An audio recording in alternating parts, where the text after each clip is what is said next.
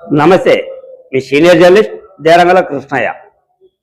అన్న, నీ కవితలు సూపర్ అన్న. పులివెందుల ఉద్యోగ సంఘ నాయకులు.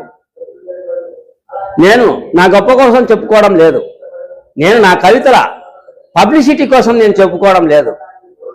ఈ కవితలు నేను రచించాను అంటే దాదాపు 3 నెలల శ్రమ. తప్పొప్పులు సవరించాలి, మేధావులను సంప్రదించాలి, ఈ కవితలు కరెక్టా కాదా అని విచారించాలి, తుది దశకు చేరాలి. తుది దశకు చేరిన తర్వాత ఆ పుస్తకం ప్రింటింగ్కు పోవాలి. ఎంత కష్టం, ఎంత అగసాట్లు. అంత ఈజీ కవిత కాదు. అయినా పోరాట పటిమ.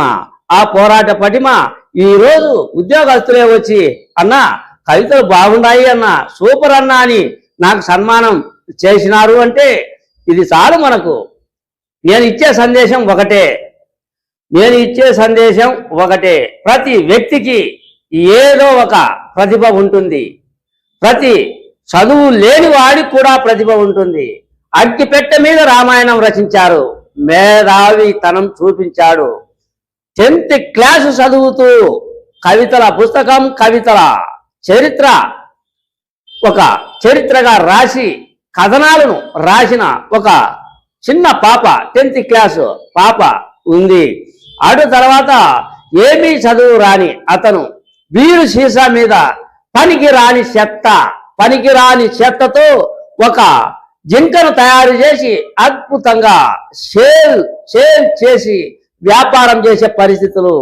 అంటే ఒకటి గుర్తు పెట్టుకోండి, అబ్దుల్ కలాం, నరేంద్ర మోదీ. అబ్దుల్ కలాం పరిస్థితి ఏంటి, నరేంద్ర మోదీ పరిస్థితి ఏంటి? అబ్దుల్ కలాం ఒక పేపరు పంచే వ్యక్తి, నరేంద్ర మోదీ టీ అమ్మే వ్యక్తి. ఇటువంటి వ్యక్తులను ఆదర్శంగా తీసుకోండి. ఆ తర్వాత వికలాంగులు సైతం కాళ్ళు ఉండవు, చేతులు ఉండవు, కండ్లు కూడా ఉండవు. కండ్లు లేకున్న వాళ్ళు కూడా కలెక్టర్ అయ్యారా లేదా? కాళ్ళు చేతులు ఏమీ లేకున్నా కూడా ఈతలో రాణించలేదా?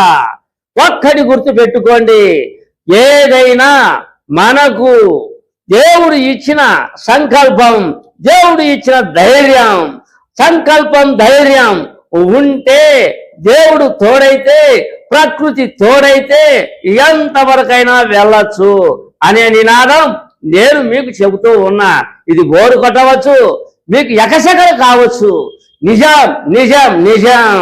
ఈరోజు నేను సన్మానం చేస్తూ ఉన్నానంటే నా చరిత్ర ఇంటర్మీడియట్ నుంచి చూస్తే, డిగ్రీ వరకు చూస్తే, పీజీ వరకు చూస్తే నా చరిత్ర పులివెందుల ప్రజానీకానికి అడిగితే ఈడు ఏంది, ఈ కవితలు ఏంది ఆశ్చర్యం. చూడండి, నాకు చేసిన సన్మానం ఇంతకన్నా గొప్పగా చెప్పుకుంటే అది మీకు బోరు కొడుతుంది.